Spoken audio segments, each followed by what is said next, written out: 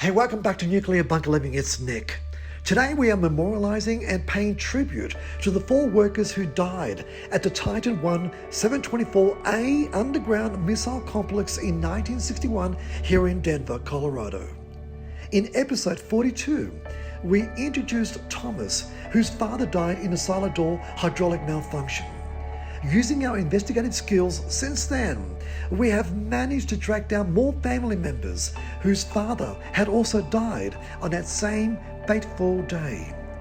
And for the very first time, Thomas will meet brothers C.W. Curtis and Carstens.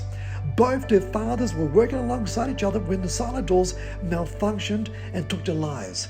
Today, we visit the site 1A here in Denver.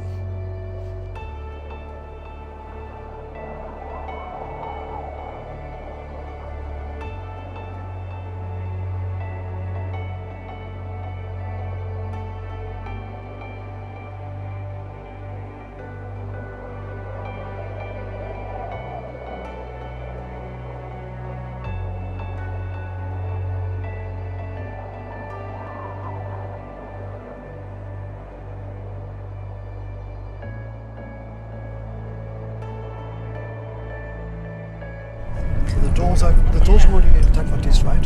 And your father, as well as Thomas's dad, were basically just working directly underneath there. After touring the grounds of the Titan 1A missile complex, Thomas and the 3 brothers climb up to the top of the 125-ton missile silo doors, where their fathers succumbed to their injuries back in 1961.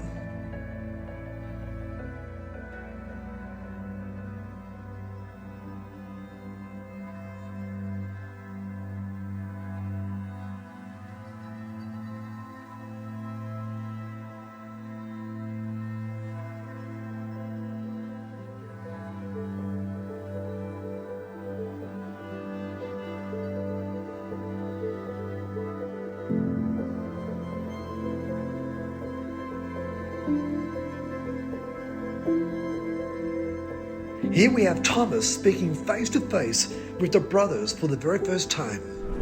Here we are at the Titan 1 site where in 7th of August 1961 our fathers perished at this site building the Titan 1. The 3 Jasser brothers, Curtis, C.W. and Carson, I didn't know about them for about 60 years. Their father was also one of the men that perished here. The newspapers didn't say anything about any other family. When I found out, I found an article that CW had written, and in it, the Air Force had told him that the accident he had been killed in was with the Nike. The Nike. I understood it was the Hercules that they were working on, but okay. And I'm not even sure that came from the Air Force. It was just what our family had come to understand. Yeah, and they didn't even know he was killed at a Titan 1 site, and he was a pipefitter along with my father. He would have probably worked with my father at the time, and they were doing a subsystem check when this door went over top dead center, and killed 4 men that day. You know, I'm glad to be able to have found you guys, and I'm really glad you guys came out. Washington, Alaska, and Idaho. Oh, really? So this is quite the gathering. Yeah. Oh my. The history of the site is one of the leading edges of technology that was put into the missile program that our fathers were a part of building. One of the things that is really unique about this site at 724A here, this was a focus of a lot of media attention before the accident happened. They were in Popular Science in all of the drawings that it showed, and it was talking about the Lowry Air Force Base missile sites, and this is what this is. What they did is, in the drawings that you would see in these magazines or these publications, is they would have the mountains drawn in the background So you knew the story was about this site. So our fathers were casualties of a Cold War. It's wonderful that you've organized this and invited us. We're very appreciative. We're glad you reached out and found us. Yeah, yeah. I think Nick has a story of how, because he initially found the information that I found about your story that you had written. Yeah. And when I read it and I realized, oh my gosh, they've been told, they have information that is not even close to accurate. What your father was working on, he had to be a very good craftsman. What had happened is a lot of times people would either come out from, when they were done with work, they would either come out of the portal, the main portal, which was the entryway, or else they would come through a silo and exit it, and they would be done with their day. The men that were even working at some of these other sites with us felt the ground shake. That was how violent the door falling was. It was kind of horrific.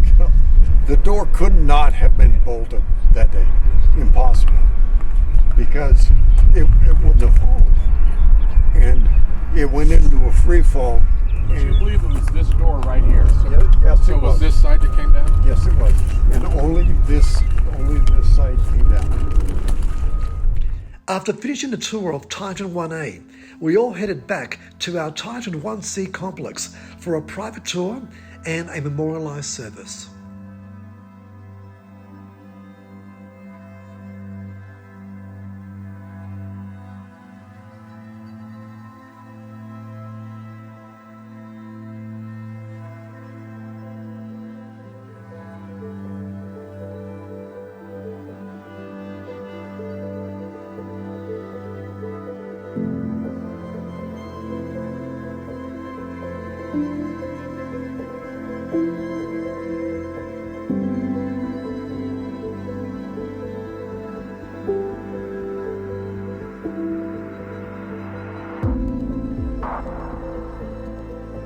One of the things that I wanted to explain was how this all began, how this happened, because I didn't know you guys existed. Yeah. Because there was just nothing that was there with it. And Nick from Nuclear Bunker Living sent me a photo of your father. And for some reason that was from that information, I then did some research and I found the writing that CW had done with it. And Brother. yeah, the writing that he did was just phenomenal because it explained a lot of things, not only about the accident.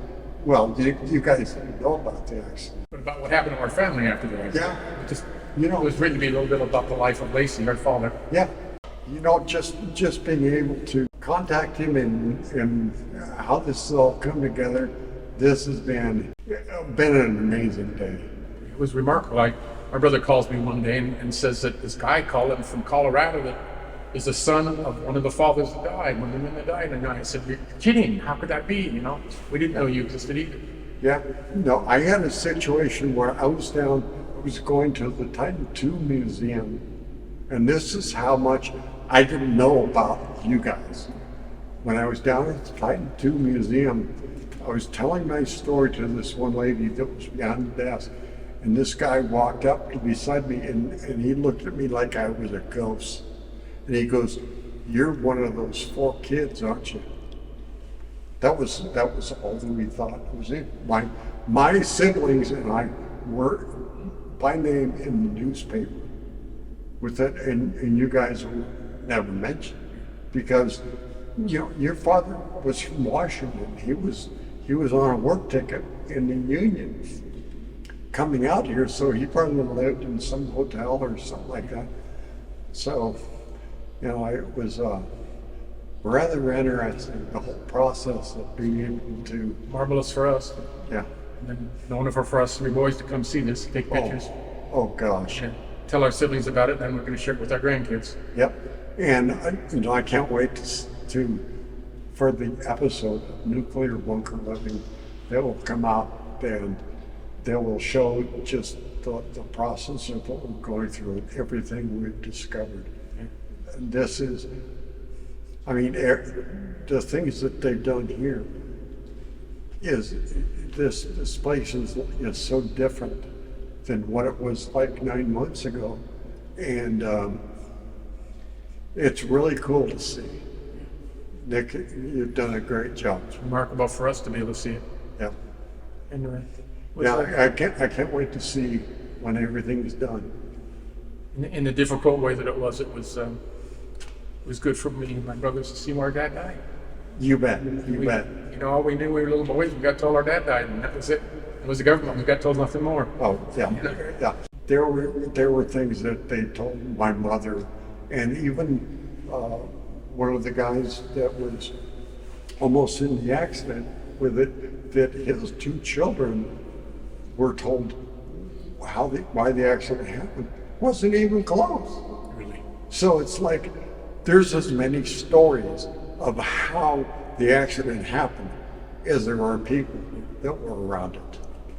So, Well, thanks so much for getting a hold of us. oh, you bet. Thank you for coming out. And We're glad to come out. It's exciting. Exciting for us.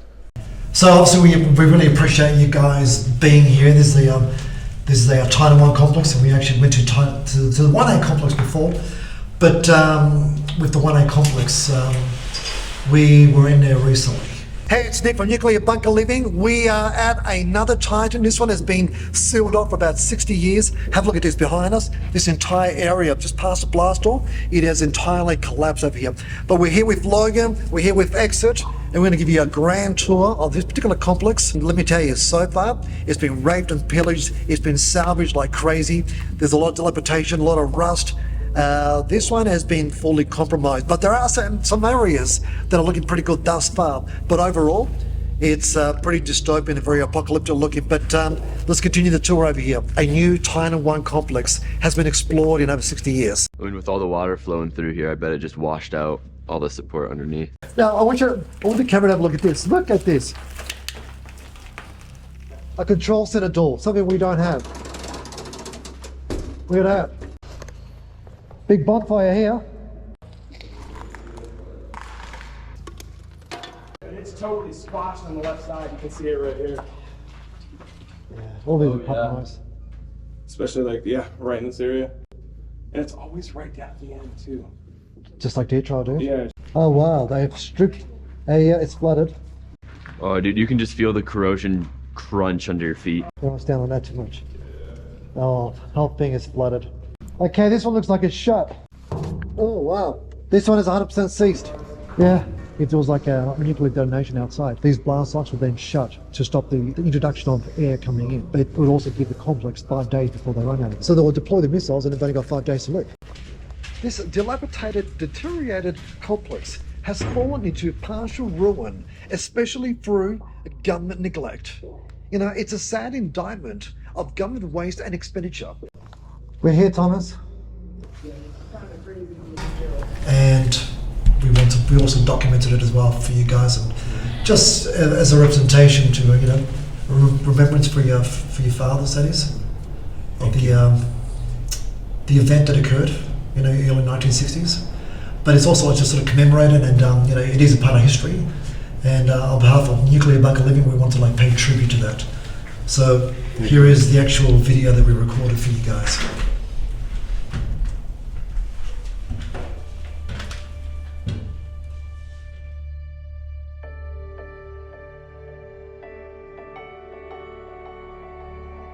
Okay, so we are in 1A.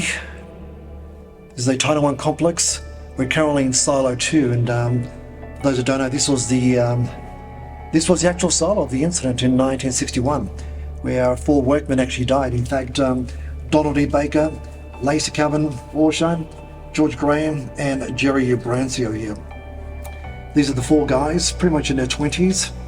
And on behalf of Nuclear Bunker Living, myself and Exit and Pat, we want to lay this plaque over here We're gonna basically apply to this particular wall over here and lay some flowers over here. But this was the actual spot, and I think it was important to very sort of commemorate the incident. Back then the widows basically received a termination slip, a pink slip from the Morrison Knudsen, for example, over here, and there was no compensation for the families, and it was a terrible incident. It was a terrible accident. But with the previous episode, you can actually see over here on this link there. You'll be able to check out the other previous episode where we actually interviewed Thomas Baker. But now we're actually in the silo. This is launch number 2, silo number 2. We're in 1A, just outside of Denver over here, and we're going to lay this plaque, and it's going to stay here in perpetuity. And we wanted to honour these gentlemen over here. August 7th, 1961, at 4:05 p.m. The silo doors, 130 ton of silo door, slammed shut on them. There was a malfunction on the hydraulic actuator. But there's the plaque.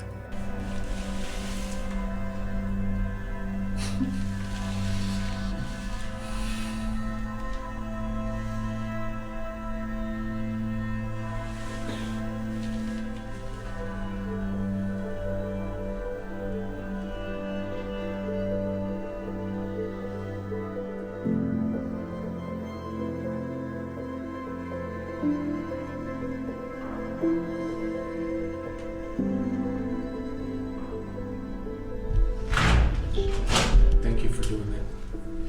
You're most welcome. Yeah, absolutely.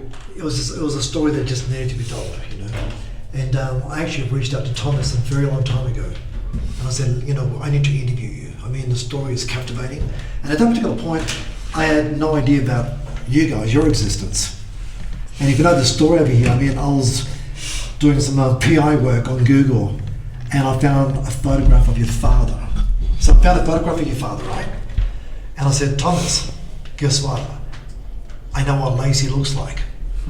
So we had almost reverse engineer the investigative research work, and then we came across your work on, was it ancestry.com?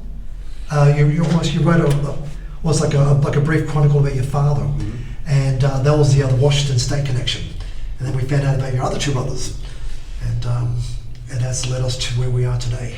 He wrote that so that our grandchildren. Yeah. And it was just absolutely beautiful to read as well too. Yeah. And it was because I recall what Thomas wrote as well too. You guys had a lot of similarities, which is quite interesting. But but also thank you for allowing us to tell the story and It's thanks to you. yeah. And I'll make sure too that I send this video out to all of you too, so you have all that to pass on and everything. You'll have as a well. private file for yourselves too. So Yep, totally. Thank you. Yeah. Awesome.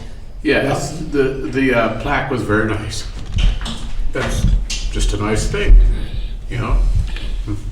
well, it's going to remain there in perpetuity, So and we found a nice little spot. And it's been fastened down, so no earthquake is going to move that plaque. Yeah, no way. No way. Yeah, no way. Yeah, that plaque is going to outlive all of us. And it's nice you spelled the Wareham right. What's that? You spelled the word. That was the first thing I looked for. Growing up, no one ever spelled their name right. And while we're here too, I want to thank Just a thing, Travis. Come down here. Just come behind these gentlemen over here. We'll get you some tape. Yeah. And I also want to thank Travis for making this morning happen and giving us consent and permission to traverse the grounds of 1A. So Travis, Absolutely. thank you very much, sir. Thank you all. Thank you, Travis. Thanks, Travis. Yeah. Absolutely. You're a good guy. Travis rocks. Cool. All right. Gentlemen, Thank you. shall we have some lunch? Sure.